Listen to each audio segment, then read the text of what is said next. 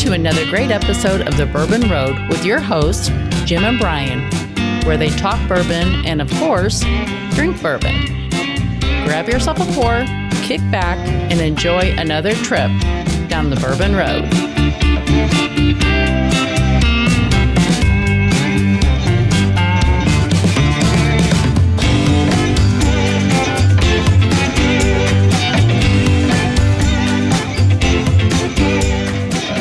Friends, it's never too early to start planning your trip to the Bourbon Trail for 2023. We hope you'll join the Bourbon Road crew as we pull out all the stops this year at Bourbon on the Banks. So mark your calendars for October 6th and 7th, and we'll plan on seeing you in Frankfort, Kentucky. Be sure to listen in during the halftime break for all the details on Bourbon on the Banks. Well, welcome back, listeners, to another episode of the Bourbon Road Podcast. I'm your host, Jim Shannon. In the studio with us tonight is Brian Hyatt, our co-host. Brian, welcome back again for another episode. Thank you, Jim. All right, so we are actually, again, on the road, like we do. But this time we're, where are we, Rosa? You are in a dungeon. We're in the dungeon. You are in a very brightly lit dungeon. Yeah, but where in the Louisville area are we? Well, without giving away my address. No, we don't want to know your address. I live in Middletown. Okay. So thank you for coming to my home and into my podcast recording studio. Well, thanks for having us. It's been pretty nice. We've already had a pretty cool gin cocktail tonight. Yeah. And we're actually, I hate to admit this, but we're actually, this is our second try at recording this episode. I'm very happy about it, honestly. You're glad to have a retake on it? I am, yeah. Well, folks, the reason we're doing this again is because Jim messed up and we had a bad track on the recording. So we spent a wonderful evening at Equus Restaurant, the home of Jack's and the Black Rabbit Speakeasy. Yeah. They treated us fantastic there. It was really great. Food, excellent cocktails, tremendous atmosphere. That salmon I had was to die for. And we did a really good job of a podcast. I wish we could have put it out there because it was so much fun. We laughed and we ate and we drank and it was just a wonderful time. But we had so much fun. I'm glad we get to do it again. Oh, that's cool. So, well, anyway, so we get a chance to retake this, and you know that recording gets to go into the trash heap. Plus, we had to have this gin because I had to share with you my personal collection. Got it. Perfect. Well, we did have a gin cocktail before we started. We could talk about that a little bit. But first, our listeners are kind of wondering, who is this lady, Rosa? Right. We're sitting here talking to this girl. What does she do? Who is she? I mean, you kind of do a lot of stuff, but the real theme of this show is around the work that you do as a food influencer. So you have been to like an unimaginable number of restaurants along the Bourbon Trail. Yeah, I've been to 300 restaurants in the Louisville area in the last 2.5 years. Most of them are locally owned and operated, and they're something you can't find outside of our area because they're very unique. And so I will take pictures of the food and make videos of my experiences and share that on social media, and then interview the owners. And also I've started interviewing nonprofit leaders as well, just to learn more about the people making the Louisville and Kentuckiana area great. Yeah, that is so cool. But I'm just thinking about that number 300. Brian, have you done the math? I've been to more since we talked earlier this week, so maybe we should start a running tally. Like you're pushing, you're heading towards 400 now. Yeah, I mean it's a new year. Like pretty soon I'll say 400 in the last 3 years. Well, so. I mean, if it's like 300 restaurants in 2 years, so there's only 365 days in a year. So if you went to a restaurant every single day in a year, you'd be at 360. You're about where you are. So it's like every other day for 2.5 years. Yeah. Every other day. Wow. My husband was like, yeah, that sounds like the last few years. Yeah. So, Brian, have you done the math? 300 restaurants in 2 years. I mean, how many restaurants have you been at in the last year? Not even close to that. Yes. I would say 30. My wife's in the room, and I'm looking at her, and I'm thinking we haven't been to 10, probably. Well, is that because you go to the same places over and over again? We just don't eat out a lot. Yeah. Oh, okay. We do. We go to the same restaurants pretty regular. I think most people who eat out go to the same places over and over again because you have a specific dish that you like. You know it's going to be great. If you're going to spend money on it, you know you want to like it. And people want what's comfortable. And they want something they can depend on. And going to a new place is scary for a lot of people. Spending money on something you might not like is scary. So I get that. I also think convenience is a big part of it too. You know, when you have somewhere that's 5 minutes away that you can go quick, easy, you know what you're getting, it's reliable. I felt like when we were at Equus the other night that a lot of those people go there all the time. Yeah. And so actually, I think that convenience is not so much a factor unless we're talking about the convenience of an established neural pathway of I've been here before and I've experienced this before. And because we are surrounded in Louisville by so many amazing you work downtown, man. Like there's a plethora. The majority of the restaurants that I have been to would be convenient to you from your work. Right. So I don't think that's holding you back. I think it's the convenience of that neural pathway of that comfort. Pop up and they go away and they pop up and they go away. Yeah. Oh my goodness, I had this list of all these places I wanted to go to. And I was like, oh, what if they close down before I get there? And so I have to like do this mental exercise of if they do, it's okay. So here's my neural pathway. Oh my goodness, they have shrimp and grits. I'm going to get that one. Right? I love seafood and my husband does not. So I go to those places without him a lot. All right. Well, you poured a whiskey for us tonight. I did. And why don't you tell us what we have in our glass? So I poured you some Green RIver Bourbon. I just took a group of about 15 women on a distillery tour of the Green River Distilling Company in Owensboro, Kentucky. It is on the Bourbon Trail, which is why we went. We wanted to get our field guides stamped because they have a passport for the Bourbon Trail. And we got our passport stamped there. And then at the end of our tour, once we got to see how it was all made, we went into the tasting room and we got to taste it neat and then add some water. And then I think they had a rye or something. There was a third option. And now I'm blanking on it. But I had a really distinct experience with this because normally when I've tried bourbon, I like it on the rocks. I like to add a little bit of water to open up the flavors and stuff. But I had it neat and it was so smooth and it was so good. And then I added like a dropper of water like I normally do. And it was awful. And I was like, I never want to taste this again. And so it really stood out in my mind. And I was like, I've got to take this back and share this with my, all my people. And be like, this is what I will be drinking neat, by the way. Yeah. So this is the standard bourbon on a Green River distillery. Yeah. They just made it. I think it's 6 year. It should be right at about a 6-year bourbon now. Mm-hmm. They have really fun bottles. They're shaped like horseshoes. Yeah, it does. If you flip the bottle upside down, it's got like a horseshoe on it and a big GR in the middle standing for Green River. It is a 90 proof Kentucky bourbon. Mm-hmm.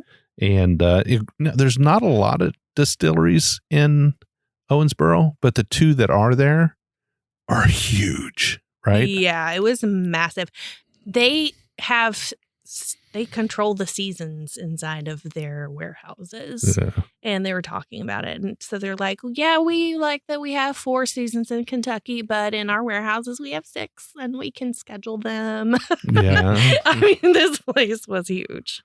Yeah, it's pretty amazing. We actually got a chance to go there as well. And we had a great tour and really enjoyed ourselves there. I think if you go back in our library of podcast episodes, I think you'll find them maybe a year back or so, but we had a really good time there and it's just an amazing place with a lot of history. And it's so beautiful. Like if you want to have a wedding there, you could do that. It's gorgeous.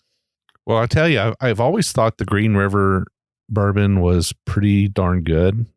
This is a little bit further along age than what I had the last time I was with them. Yeah, they had just bottled this. Yeah, and this is definitely improved a little bit since even the last time. And I thought it was pretty spectacular then. This is really good. Yeah. And I don't remember. You might have to help me. What's this one at? Price wise, do you remember? $37.99. $37.99. Mm-hmm. Great looking bottle. Kentucky Distillery, Kentucky DSP KY10. So this is the 10th licensed distillery ever in the state of Kentucky.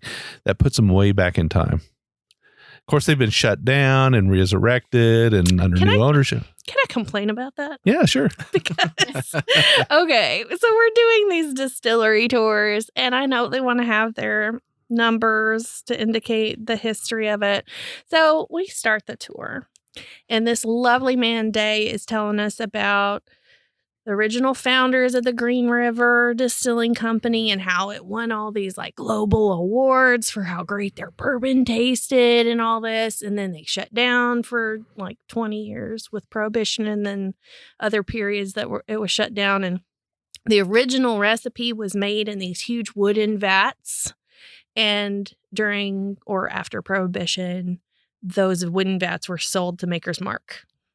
And now they use like metal ones. Yeah. So, which is standard. So it's not the same. Well, not only that, but they don't even have the original recipe to work with, and they just made their own recipe. So this is phenomenal. This is an excellent product, but it's not what they were winning world awards for. Yeah, and that's in 1895. And that's kind of happened over and over again with the resurrection of the old DSP numbers. You know, a lot of times.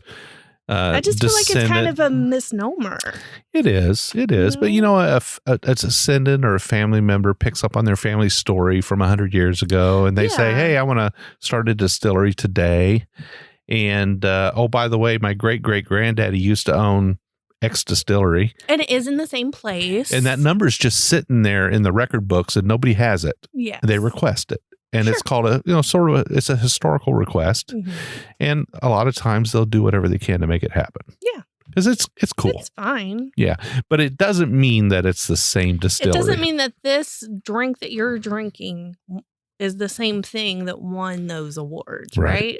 And that's kind of what I felt like was getting confused in the story. I'm going to take a venture and say in many cases, it's probably better today than it was back then. It probably is. Yeah, I would think so too. But, you know, I love the stories. I love the idea of it.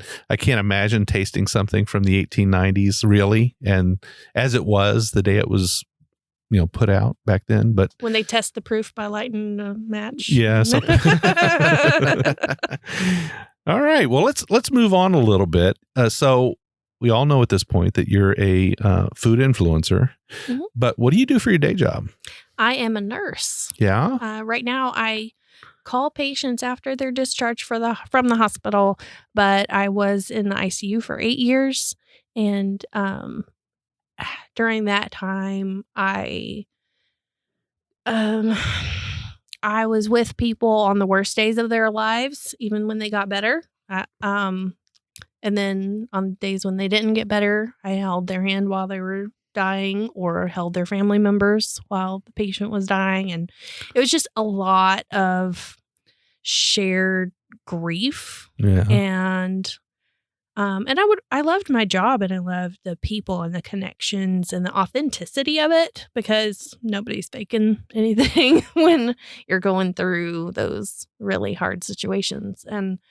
But it also is really hard on my heart.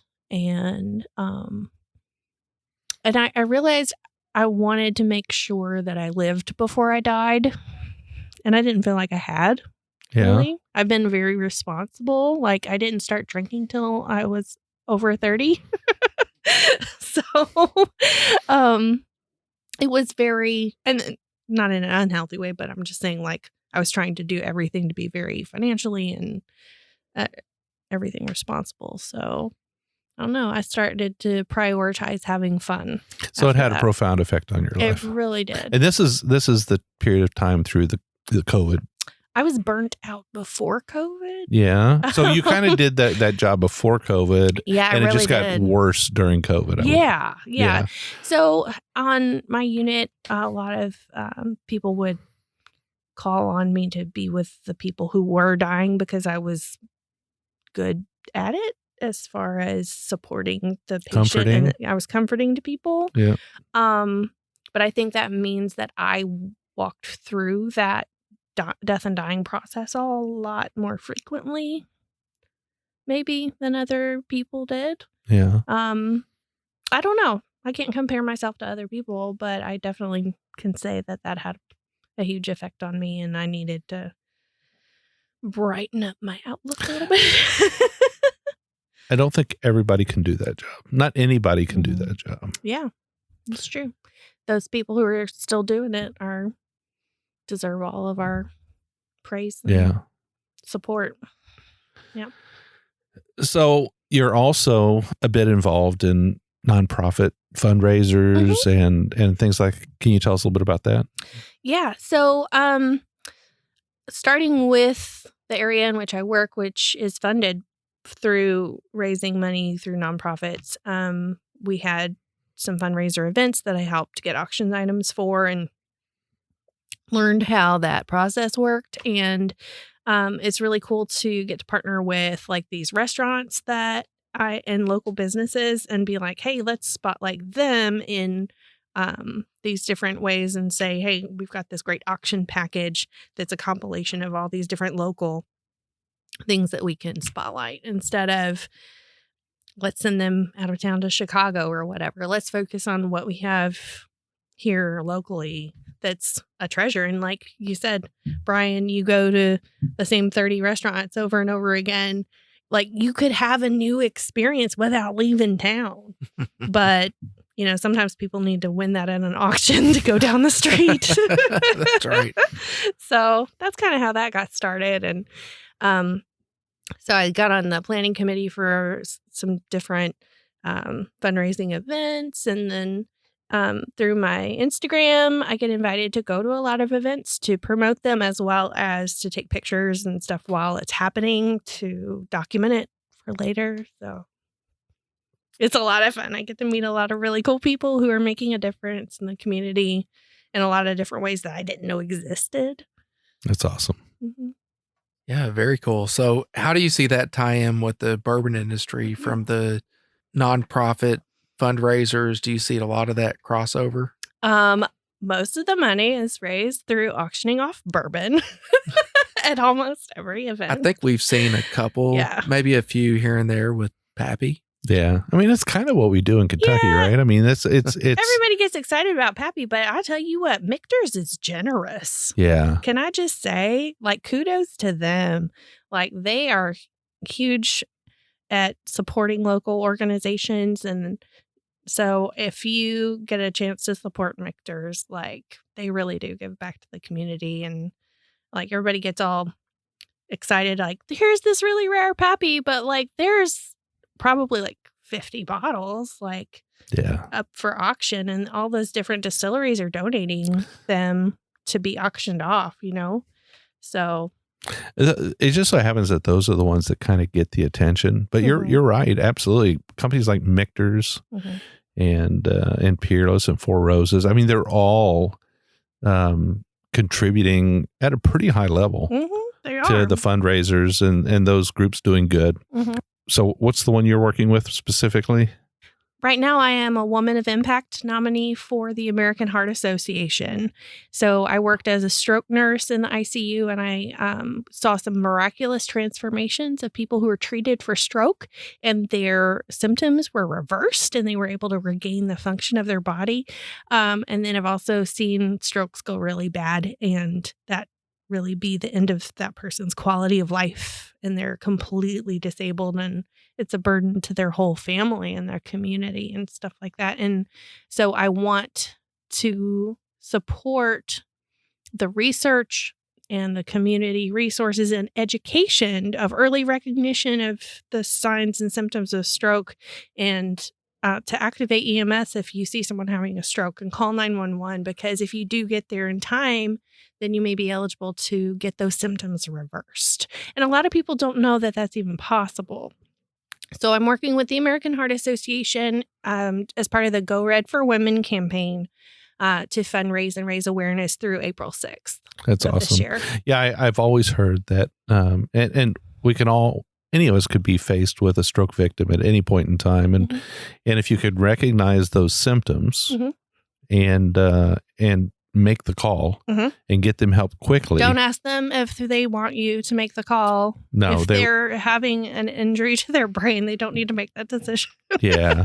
Just call 911, and EMS is equipped to make that decision if the person is appropriate to go to the hospital. Yeah, but minutes and seconds count. They do. Yeah. Every minute, brain cells die. So if you can get there within less than 4 hours, then you may be able to get alteplase, the clot busting medication that can open up the circulation to your brain again. And then there's also a neurosurgical procedure where they can go in and pull the clot out of your brain. Pretty cool. So yeah, I would say that probably most stroke victims who aren't alone, those who are alone, that's a different story. Well, but if you're not alone, it's very important that those around you can recognize the symptoms and make that call, because so many people could be saved.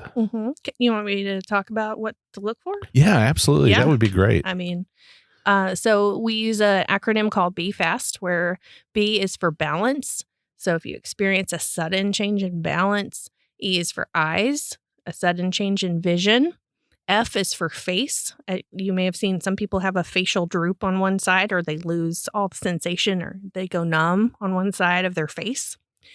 A is for arms, where your arms and legs are on one side.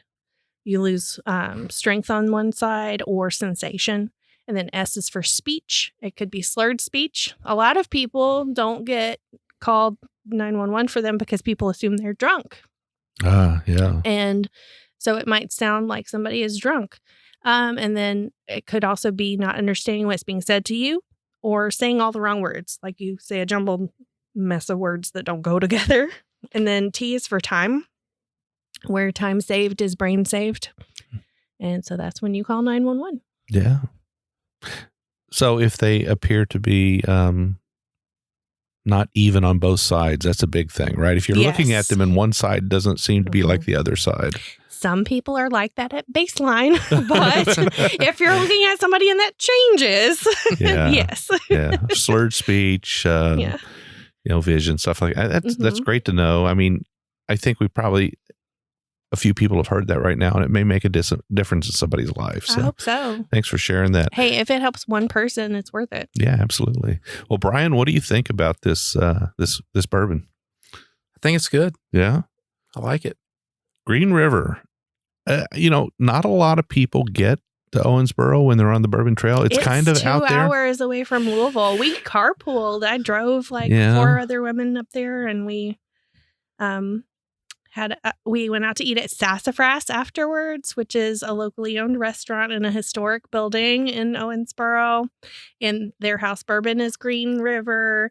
And the owner or the manager took us upstairs and told us ghost stories and told us about the Underground Railroad going through the tunnels from that building we were in into the courthouse. And then there was a tunnel where they would take people out back so the lynch mob didn't get them. And I mean, it was really fun. So when you're on these distillery tours, there's more to it. Like if you explore the surrounding area and get more of the story.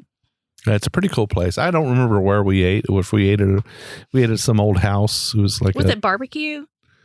Owensboro is really known for we've barbecue. been to some barbecue places for sure there. Moonlight Barbecue? Was it Moonlight or? No, Moonlight's good. The mutton. Mutton? Yeah. You're wrong there. Brian's got the story. Somebody on bring me some of that. I don't want to drive all the way out there, but somebody bring me that. That sounds good. All right. Well, I definitely want to talk about, you kind of got this thing going on where you're sort of mapping out the restaurants along the Bourbon Trail, and you got a plan for that, right? You're checking off everything on. So let's first talk about that little checklist you got for keeping track of your progress on the Bourbon Trail? Where do you get one of those at? The field guide is available at each distillery that is on the Bourbon Trail. And then you can also get it at the Fraser History Museum, which says it's the first place, but doesn't stamp your field guide. So, They want to be the starting point. They want to be that place where it says start.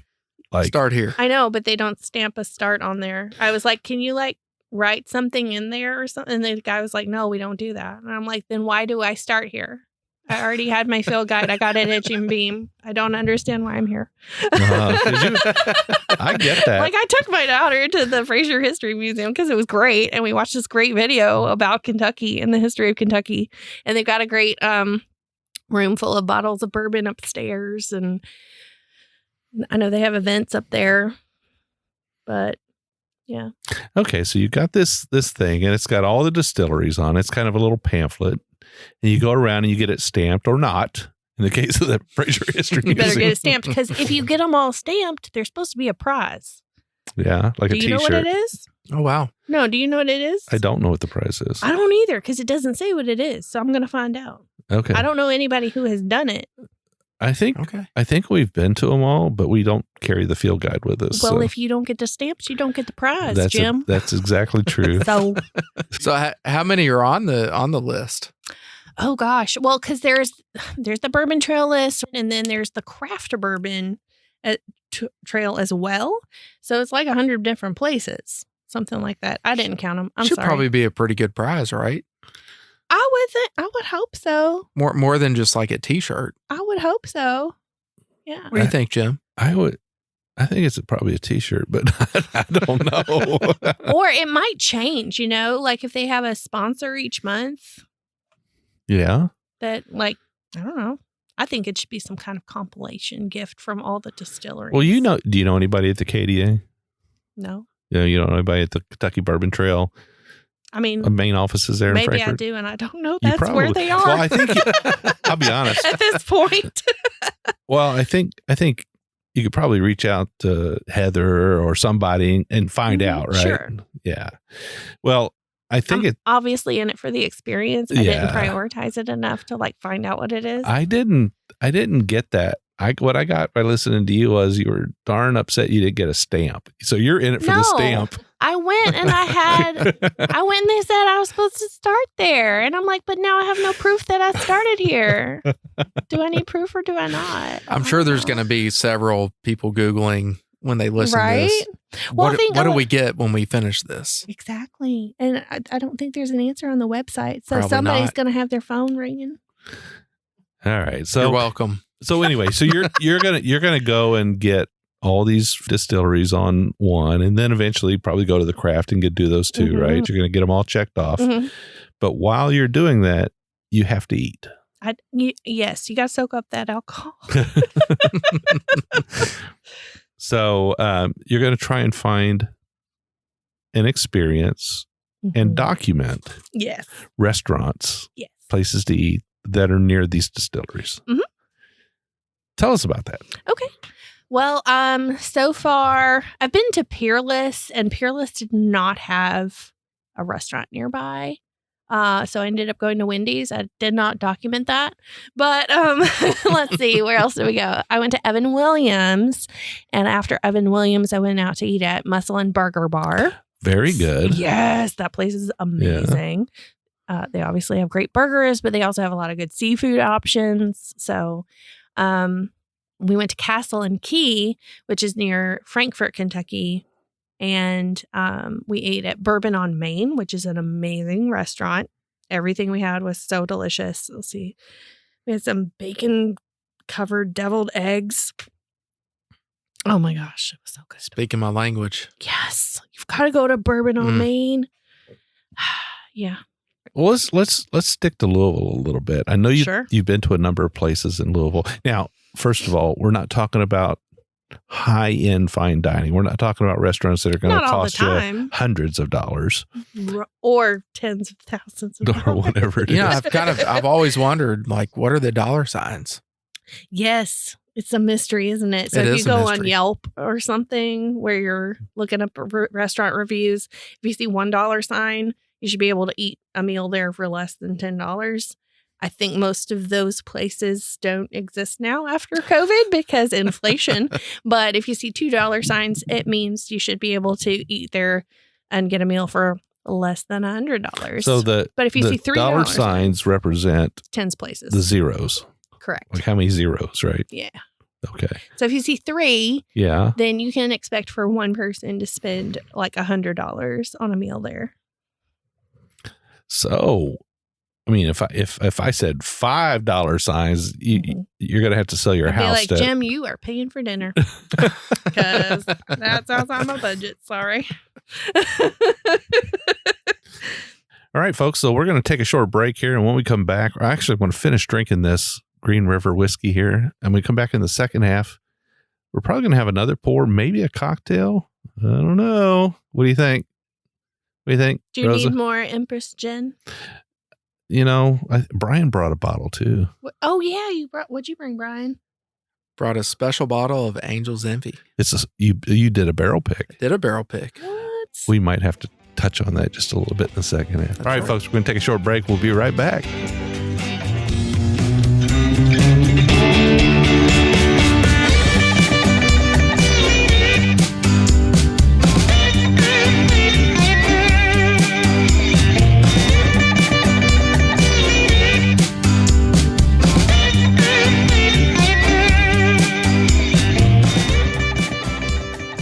As we mentioned earlier in the show, we hope you'll join us this fall on October 6th and 7th for Bourbon on the Banks. The festival itself is from 2 to 6 p.m. on October the 7th, and you can pick those tickets up at bourbononthebanks.org for $65. They also have an early access ticket for $75. It'll get you in an hour early and definitely get you access to some special pours. But if you always like that VIP access, this year they're bringing in the VIP access tickets. We'll give you access to their VIP tent and all the great things that go along with that for $175. Be sure to check out bourbononthebanks.org. They'll get all the details on this year's event.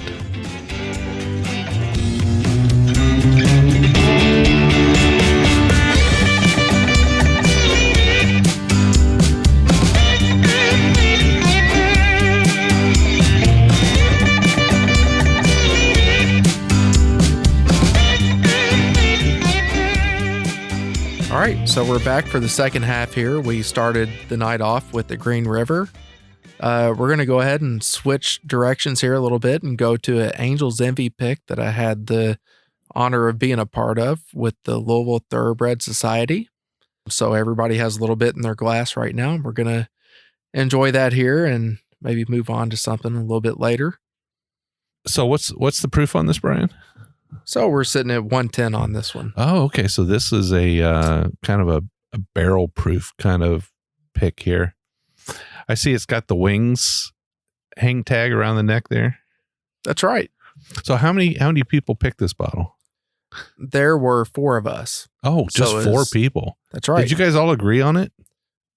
Tyler was the only one that was a little bit iffy on it. Yeah. But afterwards, he said it was the right pick. Oh, So what went into choosing it? Like, did you go around tasting different barrels, or did they have a flight for you? Or We what was that did. like? So actually, we did a little bit of a VIP tour, which was a lot of fun. I've been on some tours there before, and when you're doing a pick, it's a little bit different. So you get to go through and see some different areas that you don't necessarily get to see when you're doing just a regular tour.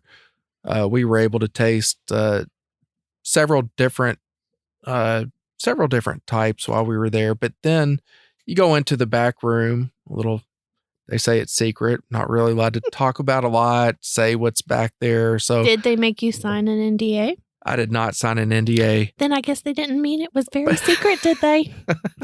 Angel's Envy's a big place. But I'm gonna stick to my pack that I made and not share too much from it. Did you make a gentleman's agreement and shake somebody's hand? I did. Oh, I did. Well, that's So- got to mean something. So I have to stand by my word there. But Yep. they brought out 4 different barrels, and we were able to taste each one. And then obviously you go through the process, and they drop a little water in it.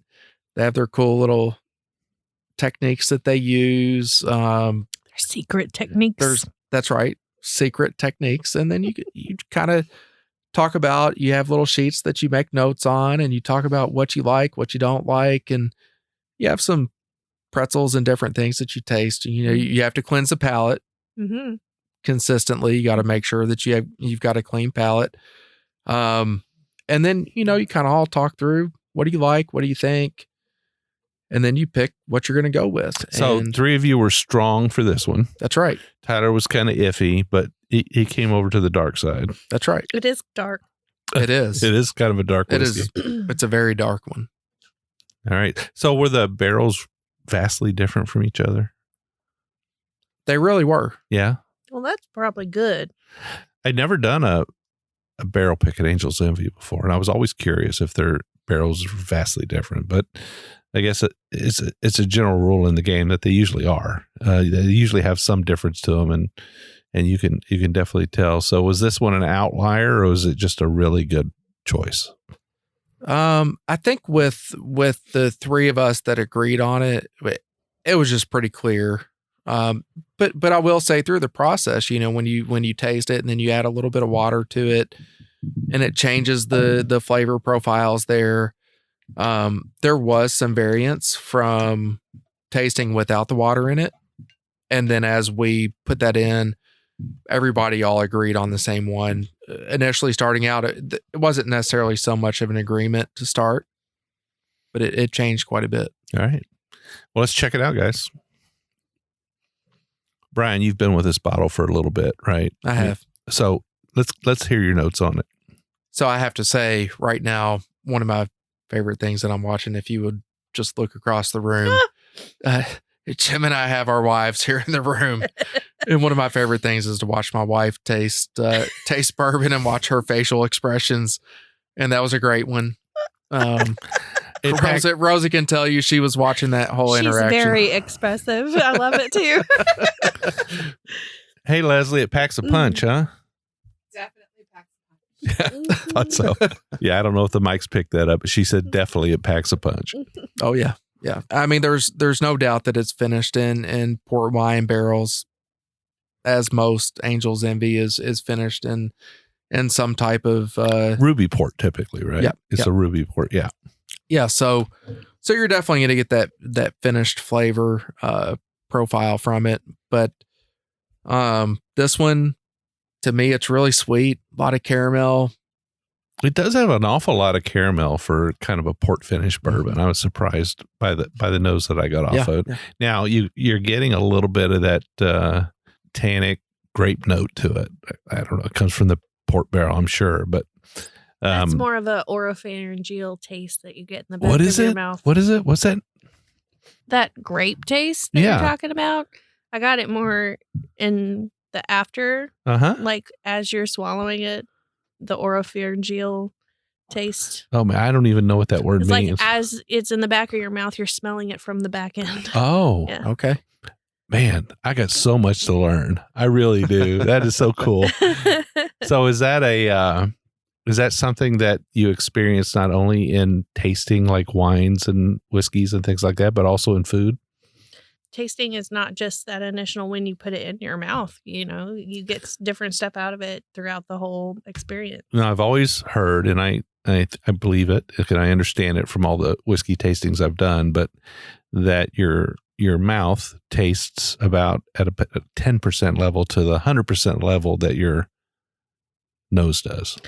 I don't know about the percentages, but yeah, Heather Wibbles had me pinch your nose and taste it. Yeah. See what you get out of it. And you get entirely okay. I'm going to do it. Yeah, we're all going to pinch our nose. That's me with my Cheers. nose.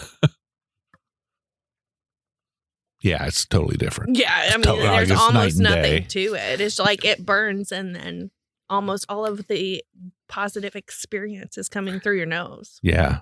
Yeah. But I think it's just natural as you're sipping on something that the aromas come back up through your nose. So it's a twofold thing. Yeah. We had Heather on the show before and I think she took us through that. I had forgotten, but that lady knows her whiskey, doesn't she? She's an expert. Yeah. Yes. So Heather is the cocktail Contessa. Yeah. And she had recently written a book. Yeah. And she's also very, very involved in Bourbon Women. She's their only employee. Their only employee. She is of the Bourbon Women National Organization. Yep. Great lady. We had a great time with her. A lot of fun. I just interviewed her for my podcast as well. Yay! Yeah. Well, let's talk when about podcasts collide. Well, let's talk about your podcast because we haven't really talked about that yet. We've been kind of sticking with the food stuff, and we're going to get back to it. Hey, it's all connected. Yeah, but you have a podcast, and what's it called? The Lou Review. The Lou Review, L-O-U. Yes, not to be confused with a guy named Lou who reviews movies. This is Lou Review, like Louisville Review. Right, exactly. Okay, and what does the Lou Review cover?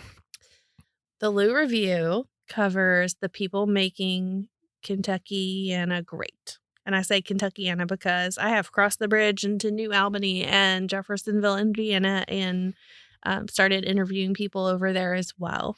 They call that the sunny side, right? Is that right? Depending on who you ask, that's which side is God's side of the river. I mean, I am from Tennessee, and I don't have a dog in that fight. I just want all of the experiences. Our economies are so linked, really, across the bridge. There's like this mental block people have to crossing the bridge. If they live in Indiana or if they live in Kentucky, a lot of people from Kentucky will drive into Indiana, but a lot of people from Indiana don't want to drive over into Kentucky. And I get that. I understand that. But I mean, I get avoiding the tolls. But you like both. Yeah. And when it comes to discussing which is best, you're Switzerland. I mean, it's all connected. Well, we got our favorite places over there. Yeah. We do like the Parlor. We like Pearl Street Tap House. We like the Red Yeti. Oh my gosh, the Red Yeti. Oh, tell us about the Red Yeti. Well, Chef Mike Bowe, who really put that restaurant on the map for his amazing culinary creations.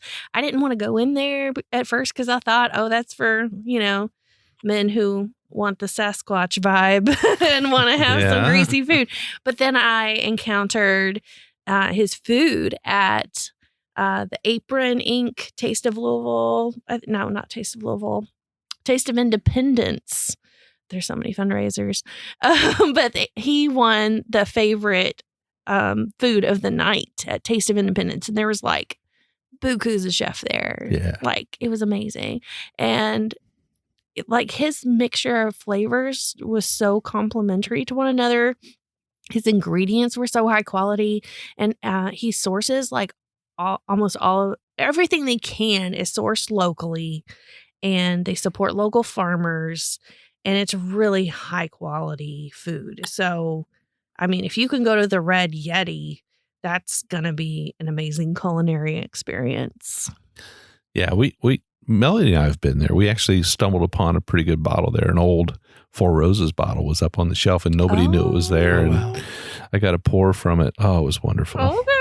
Yeah, so we like the Red Yeti. Yeah. We like a lot of things about that area. Have you been to Pints and Union in New Albany? We have been to Pints and Union, and we like that place too. Mm-hmm. So it's about as British pub as you can get, right? Wow. Yep, they got their British Indian food. Yep. Oh, yeah, you got to get over there, man. Yeah, it's pretty cool. It's adorable. So he has, Joe Phillips owns that, and I interviewed him on my podcast as well, and he has been so amazing at like revitalizing that area and just really pouring his vision into Pints and Union and creating that English pub environment where it's very familial.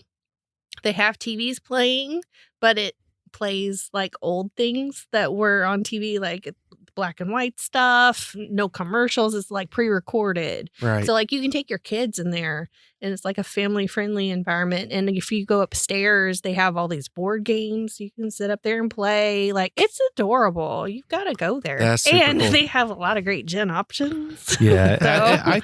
It's a pretty cool place. And there's a lot of really great places across the river. Mhm. So, There are. I mean, as we're sitting here talking about food and, visiting the Bourbon Trail and trying some different restaurants, don't forget that just across the river, just across the Ohio River in southern Indiana, there's some pretty fine places to. Oh, yeah. And you never would guess that that you might stumble upon some old dusty Four Roses bottle in a bar, but it can happen when if you know what you're looking for. You got to know what You you're can looking spot for. it. And on that day, I just got lucky. So, yeah, it's really good. So let's talk a little bit more about kind of the downtown Louisville scene. You say a lot of the places that you have been, that 300 or so spots you've been, are in that corridor downtown. Yeah, unfortunately, like I live on the East End and we don't have a lot of nice restaurants out on the East End, actually. There are a lot of them are downtown. You had asked me before what restaurants I would recommend if you're looking for a good like bourbon cocktail or just a good selection of bourbons. Obviously, Equus and Jack's, which is located in St. Matthews, so it's not downtown. And we talked about that early in the show. That's where we attempted this podcast the first time. Exactly. And Brian, what did you have there? So we had a blackberry ghost pepper. Was it raspberry? I think it was black raspberry. Raspberry. No, it was raspberry ghost pepper. Old fashioned. Knob Creek. Knob Creek. Old fashioned. 9-year Knob Creek. So that was our drink, and you and I both had the same thing. And what did you have? I had peach and pear puree with the Knob Creek. Okay, so we all really had good. kind of a play on an old fashioned. Uh-huh. And then Brian, what did you have for your meal? So I had the Alfredo. Okay, cool. Yeah. The fettuccine Alfredo. It was fantastic. You guys seem to really enjoy that red wine. It was really good. So We they comped us a bottle. That was so nice of That them. was so nice of them. That was really. Thank you to the Mhm. Equus restaurant there for doing that. Jared Fox Matthews is a great guy, Mm-hmm. and he couldn't be there himself, but that was his gift. So Well, we'd Yeah. like to definitely Jim. give him a shout out Mhm. because unfortunately the episode that we recorded at the restaurant didn't Mhm. turn out. We had a technical issue, but we definitely want to give him a shout out and say Mhm. if you're in Louisville and you're touring the Bourbon Trail, definitely check out Equus, EQUUS. Mhm. It's also Jack's. Mhm. It's also the Black Rabbit Speakeasy, and you got to know the password. The password is your reservation. You got to have a You reservation. can make a reservation on Open Table for the Speakeasy. Yeah, and that was pretty cool. Yeah. We actually went into the Speakeasy, and then we went deeper into the Speakeasy to what's Mhm. called the Rabbit Hole. Yes. That was so cool. Yes. Not associated with Rabbit Hole Distillery, Yeah. but it is a lovely area. And I think, Brian, you said you had been there when it was owned by someone else and it was a very different vibe in the same exact room. That's right. I have a lot of very fond memories from when it used to be owned by Dean Corbett. And even back in that little room where we're at, we talked about the other night that we actually used to have our basketball meetings back in that room. And, And that is not the vibe. and that is not the now. vibe now. Dean would walk in and he'd have his Bud Light and we'd have our meetings and he would make sure all the parents were behaving and all that good stuff. And we had birthday parties there for children and all kinds of just fantastic. So there was a lot of memories coming back while we were there. And, for us, we have a little bit of a memory there, too. Now, Melody and I, when we first got together, we lived in that part of town, but we used to go over there, and Jack's is part of that. Jack's is kind of the bar area, right? And we used to go over there. We used to actually call it our bar. That's our bar. And that's where we went because we lived over by Brown Park. So when was the last time you two have been there? It has been probably, I'm going to say 10 years. Probably 10 years. Yeah. So this was early in our relationship. So not under the current ownership. Not under the current relationship. So that would have been back during Dean's time there. Mhm. And that was just the place that we went. We just called it our bar. I mean, I don't know. We didn't call it Jack's. We just said our bar. Pretty cool. Because you're Jim. It's not Jack's. It's Jim and Melody's. And I looked for the mushroom bisque soup that they used to have on the menu, and it wasn't there. So I'm like, oh, gee, darn. So you got shrimp and grits. I had shrimp. right? Of course, I always get shrimp and grits. And I had the Verlasso salmon, which Yeah. was amazing. Yeah, good place to go. And Rosa, I don't think we can leave out the nachos. I think you need to talk you're about the nachos a right. little bit. So at Equus and Jack's, and they have the same menu available over in the Black Rabbit Speakeasy. So we have preloaded nachos where each tortilla chip. They make their chips, and they are not like those weak, crumbly things. They're very sturdy, thick chips, and they're preloaded. So each one is like a designed bite. So that's every curated for every you. nacho is prepared as an individual delight. Were you individually delighted by each one, Jim? Yes, I was. Yes, That's you pretty were. cool because you're used to getting a pile of nachos with a bunch of stuff That's right. dumped on them, but these are each nacho is individually prepared, Mhm. and it's got a full bite of stuff. Mhm. I thought it was great. Yeah, it was memorable too. It was All right. Well, I want to move on down that list. All You've right, got a all right. whole list Right. of stuff here. I do. Okay, so you're coming to the Bourbon Road. You've already been to Jack's, Equus, the Black Rabbit. You've had that experience, but you're on the Bourbon Trail for a week. Where are we going next? Only a week? I Yeah. had 10 places. Okay, here. well, you got to eat lunch and dinner. That's fair. That's Okay. fair. Okay, if you have a lot of bourbon, you got to have a lot of food to soak it up, right? That's right. Okay. So, Bourbon's Bistro on Frankfort Avenue. They have a great bourbon selection there. They also have amazing food. I had their burger after a tasting the other night, and they have Parmesan and garlic fries. That burger was just perfection. It was medium. It was perfect. Anyway, definitely go to Bourbon's Bistro. They have a $55 steak. Like, you can eat like really well there, but they also have just a really great burger if you just want to walk in casually. So. And they also have the owner of Bourbon's Bistro also is a he has his own bourbon. It's called Oh. Buzzard's Roost.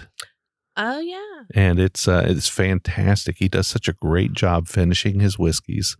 The Buzzard's Roost whiskeys are just tremendous. The toasted barrel whiskeys are just top of this world. I do love toasted bourbon. It's really good. So you can go there and get a great meal Mhm. and a bottle. And they got a bar inside. Yes. So The bar is like the first thing you see, but then there's like this, it looks like pretty fine dining. yeah. But- Yeah, it's a great place. Yeah.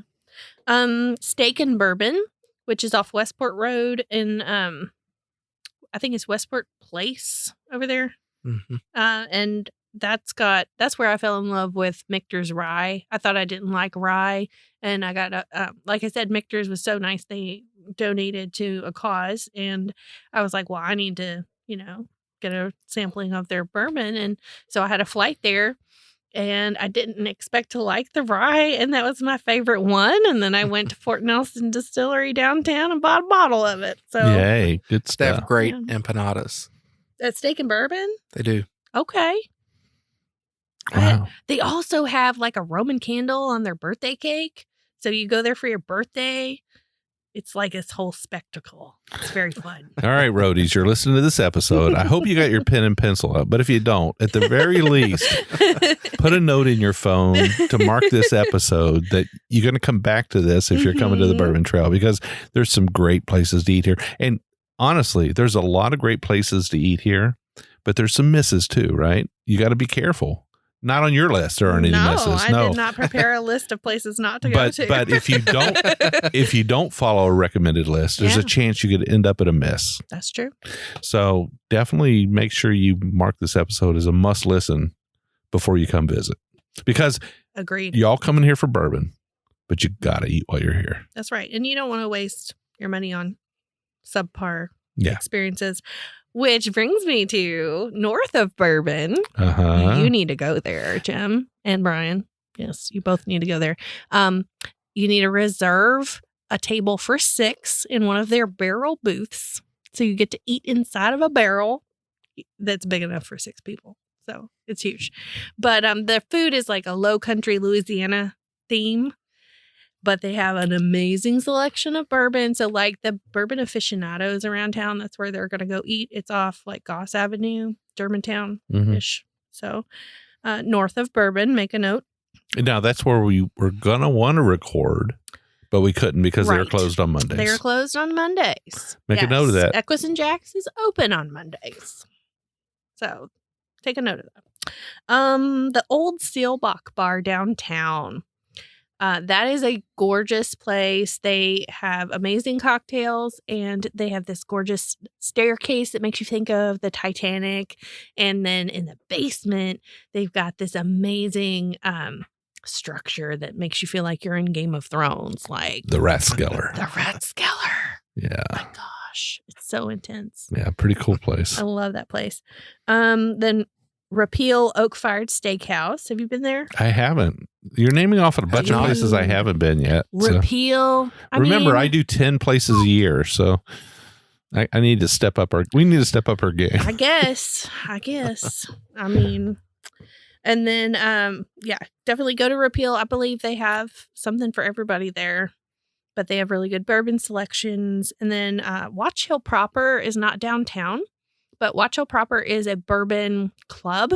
You can get like an annual membership and do exclusive experiences like you described with your Angel Envy barrel pick or whatever. They'll have members only events, and only members can make a reservation there, but you can just walk in and eat. Their chef Michael Crouch prepares some spectacular food. I will never forget the lobster hush puppies, but they're $7 each. So I wanted 10, but they're $7 each. So just eat them forever. They're so delicious. But so it's open to the public. It is open, but to not the public. by reservation. Right. Okay. You can make a reservation if you want to become an annual member. Yeah. It's very fancy. Yeah. There's lots of bourbon chic decor, like leather couches or green velvet couches throughout. So it's beautiful. I just saw Leslie say fun, so maybe we're going to have an opportunity to go there soon. Yeah, let's do it. For real. And then I went to Swizzle. It's the rotating restaurant at the top of the Galt House. Yeah. It used to have a different name. They have they do smoked cocktails. You'll have your old fashioned come out in a big box, and they open the door and the smoke pours out, and so that's a fun experience. They have some high end food, but it's not the same. Like I would really focus on the local chefs and stuff like that, so it's not as locally oriented, but they do have a really good happy hour. So if you want something that's affordable but a really nice experience, I would recommend their happy hour. Now I heard that they have some like events there, like tasting events and stuff that they Probably. From time to time, and you can pay a flat dollar amount and come in and have a tasting and a dinner and all that. Yeah, pretty cool. Yeah, that sounds fun. I want to go. I was very impressed. It is affordable. Mm-hmm. And when you think about downtown rotating restaurant, right. all those types of things, you're going to think it's going to be a lot more expensive. Mm-hmm. But it's affordable, and it's a great experience. And it might just be that now with McDonald's doubling in price, it just seems a lot more accessible. It's like, well, if I'm going to pay this much, I might as well go to a nice place than get fast food. So. But all these places you're telling us about, these are all $2 sign places. Yeah, you can make some of them $3 sign places, but that's probably more if you what order you choose wine, to drink. If you order wine or cocktails, I don't know, or your level of bourbon probably. Yeah, well, if you're your ordering top the shelf Four Roses, I don't know. Yeah, I'm kind of careful when I go out to eat. If they've got a nice extended bourbon list, I usually don't try the real expensive ones. I'll have something I haven't had before if it's reasonable. If not, I'll just have a Wild Turkey 101. Yeah. Good for me. I might have an Angel's Envy. That's really good. You saying you stay in your comfort zone? I say, yeah, Okay. the shrimp and grits and a Wild Turkey 101. Okay. That's me. Yeah. You know you're going to have a good time. Yeah. I think it's always easier to try something that's a little bit more affordable on that list rather than going deep and saying, oh, that looks amazing, but it's $75 a pour. For sure. Then you say, well, I've never had this, and it's $8. Yeah. Well, it was really nice that the Silver Dollar had that thing going on recently where you could go in and have their discount pours every night. I need to go there. And we did that. And I went and I had some amazing pours for a reasonable price. And I really like that when they have kind of a rotating kind of deal. Exactly. Such a great thing. Yeah. So there's some changes going on with Silver Dollar, correct? Changes in ownership. And I'm not sure what the new owners are going to do, but yeah. So Silver Dollar is changing hands, and we'll see what it becomes in the future. I kind of like what it is now. I hate to see it change too much because it's a kind of fixture on the Louisville scene. It's been around for a long time. It's always been in the top 10 whiskey bars in the country kind of deal. But, the owner gets to make that choice. Let's see what happens. What is the nearest distillery to the Silver Dollar? Angel's Envy's pretty close. Is the Silver Dollar downtown? I thought it was closer Frankfurt to like Avenue. Churchill Downs. Frankfurt Avenue, almost to the end. Yeah, it's down. I was not picturing it then, that Yeah. location. Okay. Down by the Morning Fork. Oh. Is that what it's called now?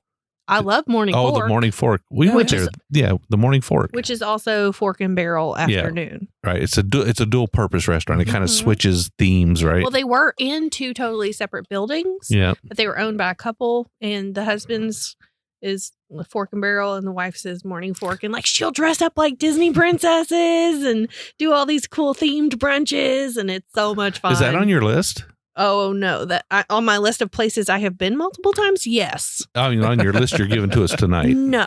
Okay. I don't go there for bourbon. I go there to take my daughter to have character experiences and also really cute brunchy food. So. Okay. So the big ones that are down on Whiskey Row, let's talk about those a little bit. And I just need your honest opinion. Sure. All right. If I've been there, I'll have an opinion. O'Shea's. Love O'Shea's. Merle's. I haven't been there yet, but I hear that's the source of Joella's chicken, and I love Joella's chicken. Okay. Doc Crow's. I've been there. They have really good smoked food. Honestly, I really enjoyed the vibe of their bourbon bar Mhm. side. Even more than the food. Like I would just go for the bourbon side. Good Okay. po' boys.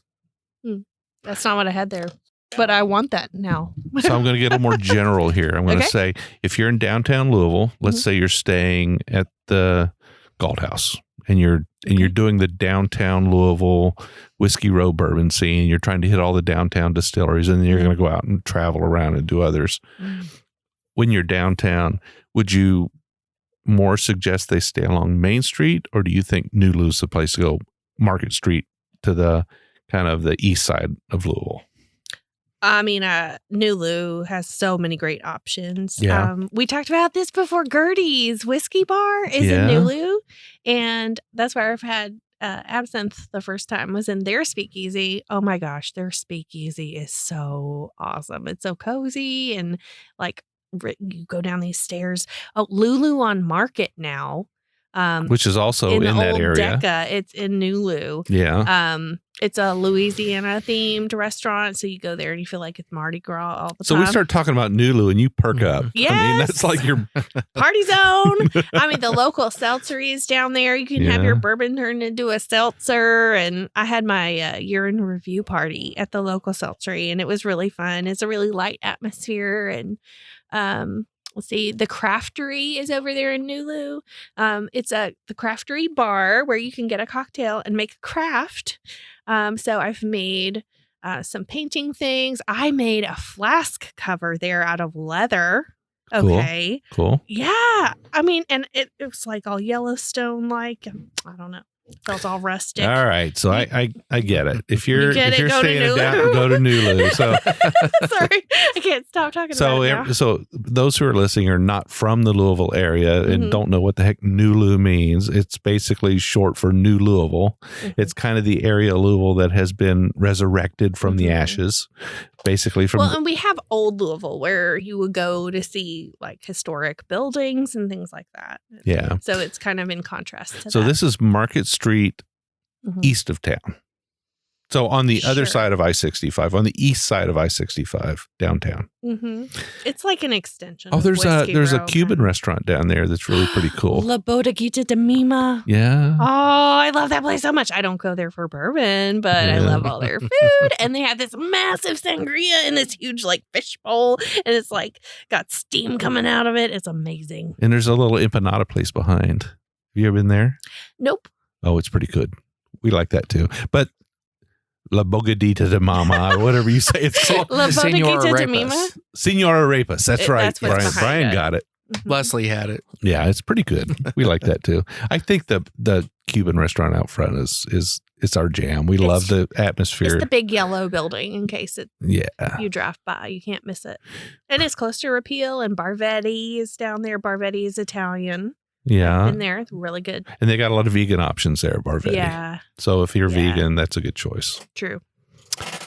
All right. Well, I think we've covered a lot of ground here. Well, let's take a minute and Okay. talk about kind of what you have going on. So you just recently announced that you're going to take this effort you've had to compile this list of distilleries and restaurants and sort of put them together on the map, and you're going to write a book. Let's do it. I'm going to do it. Yeah, because I'm already going to take pictures of the food and write about my experience at each place. And I usually share that on Instagram and Facebook. So if you want to follow that in real time, follow me at Lou Food Reviews or at the Lou Review Podcast on Facebook. But yeah, I want to compile a book because, especially on Instagram, that stuff, the shelf life on an Instagram post is like a few days. Yeah, and sure. then nobody sees it again. So if you want a resource I'm going to try to plan my trip, which people make pilgrimages to Louisville and to the Bourbon Trail to experience all this that we've been talking about.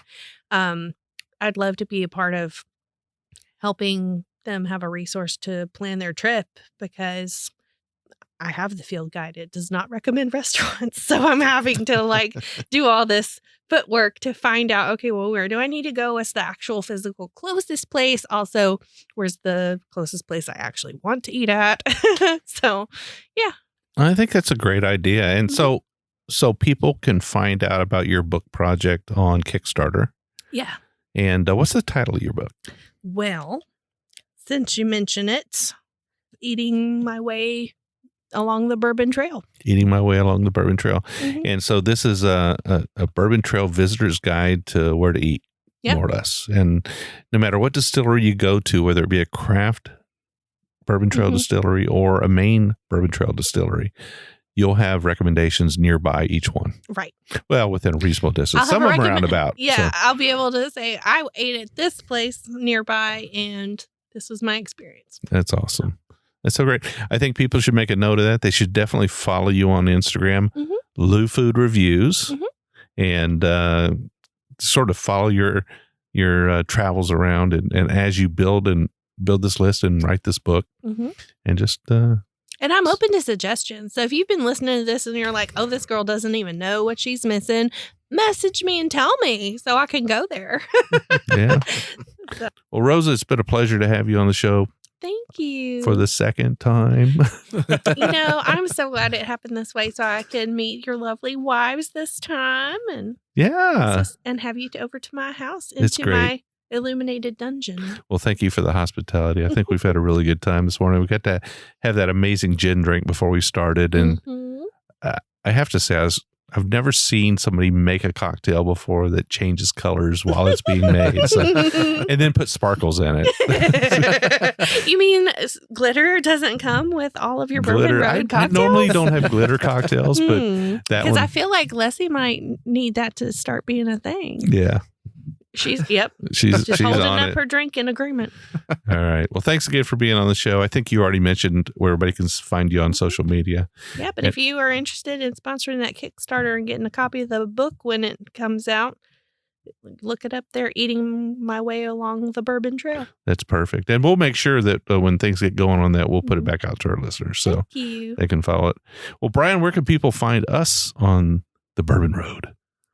Well, as always, you can find us on Facebook, Twitter, Instagram, and even TikTok. Even TikTok. You can also find us on YouTube.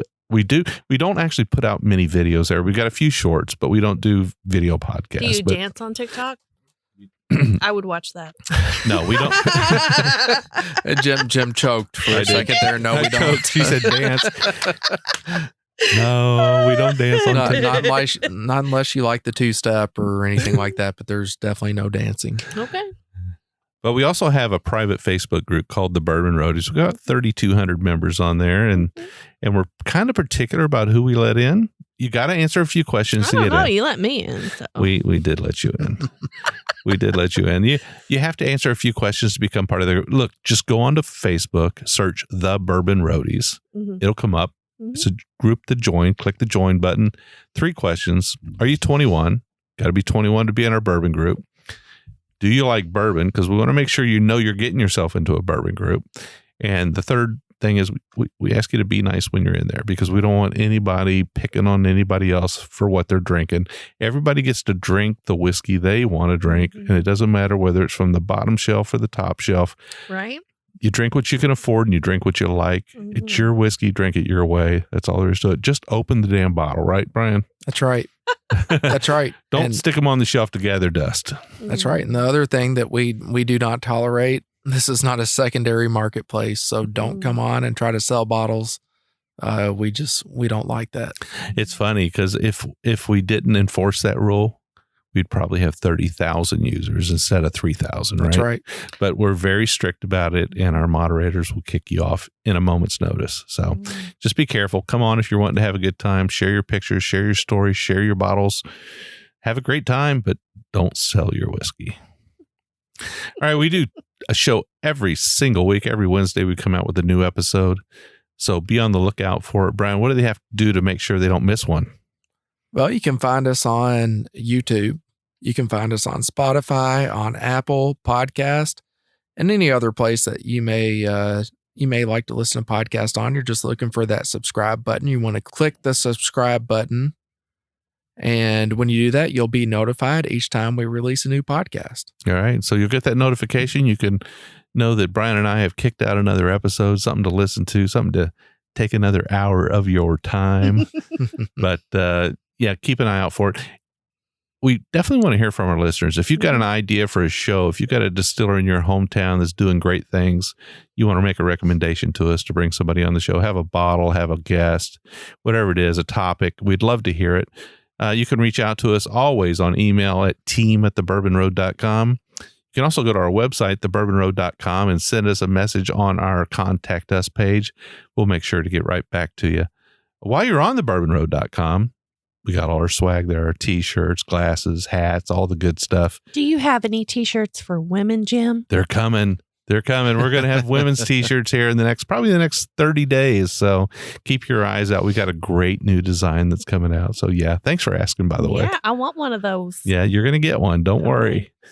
All right, folks. Well, we appreciate it. We love you listening to our show. Make sure you check out everyone. And we got 335 or so episodes now. So, once you listen to this That's one. almost as many restaurants as I have, Jim. Make sure you go back and listen to the old ones. They're old, but they're good. It's a lot of fun. Until the next time, we'll see you down the Bourbon Road.